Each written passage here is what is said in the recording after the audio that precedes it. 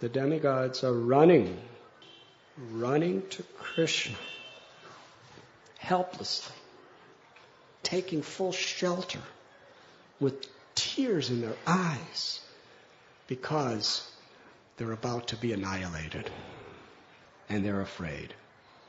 Now Srila Prabhupada explains, because they have tears in their eyes and they're taking shelter and they have nowhere else to go, they're almost pure devotees, Srila Prabhupada says.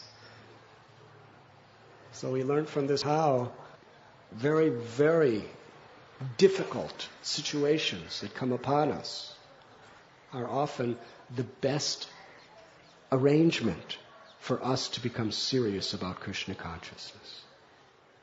Queen Kunti prayed for calamities. And the type of difficulties that Kunti Devi endured in her life were so painful. A mother's heart who had such deep love for years and years. Her eldest son, Karna, in such a compromised condition.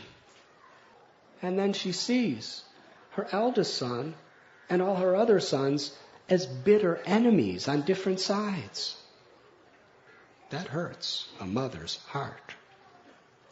Perhaps more than anything, to see her beloved children fighting and hating each other. Today, men work so hard to amass millions and millions and millions, sometimes billions and billions and billions of rupees, dollars, euros, whatever you want to call it. Tremendous wealth. And then in the end, the children become enemies fighting over it. The parent can't be happy no matter what arrangements he makes. If that parent loves his children, if that parent has even a drop of love for his children, he'll never be happy when he sees his children hating each other. So what is the use of all that wealth? It doesn't bring happiness. It brings misery, oftentimes. Greed. Kali appears in 5 places where there's illicit sex, intoxication, gambling, meat-eating, and greed for too much wealth. And what are the qualities of Kali? Quarrel and hypocrisy. When there's nothing to fight for, still we fight, but it's usually not so serious. But when there's a lot at stake, we really fight. So poor Kunti, she's seeing her children. Karna hated the Pandavas, and the Pandavas hated Karna. Hare Krishna. And the mother is silently crying. And then she sees her beloved 5 Pandava children banished to the forest. She knew that every day for all those years there were plots to murder them, to put them in all kinds of miseries. She was living near the palace. She was hearing, directly or indirectly, about the envious schemes of Dhritarashtra and Duryodhana.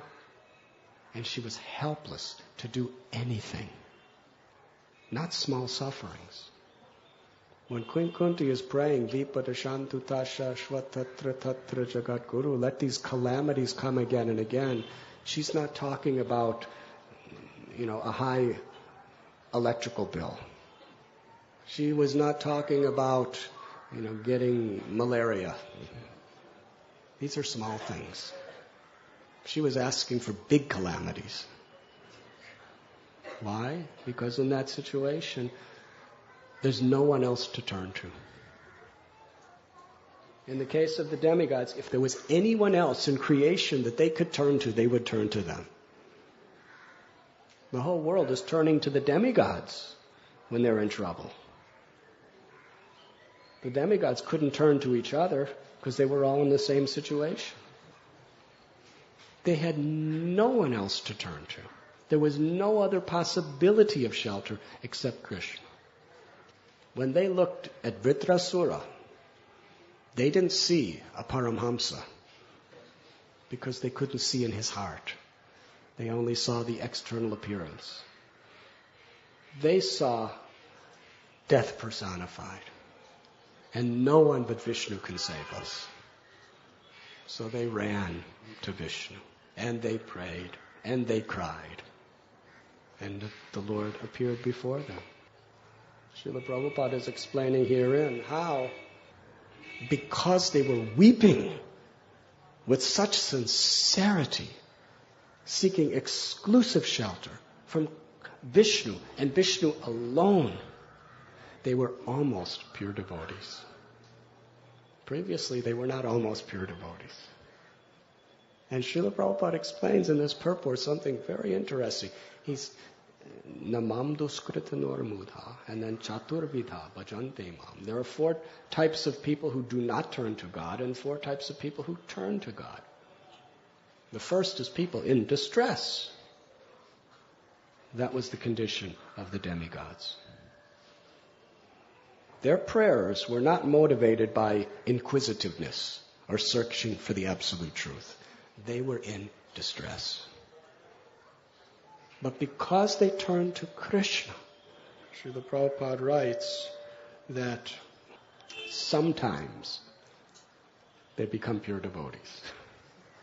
He says they almost become pure devotees, and he also says that the 4 classes of neophyte devotees who approach the Supreme Personality of Godhead to offer devotional service because of material motives are not pure devotees.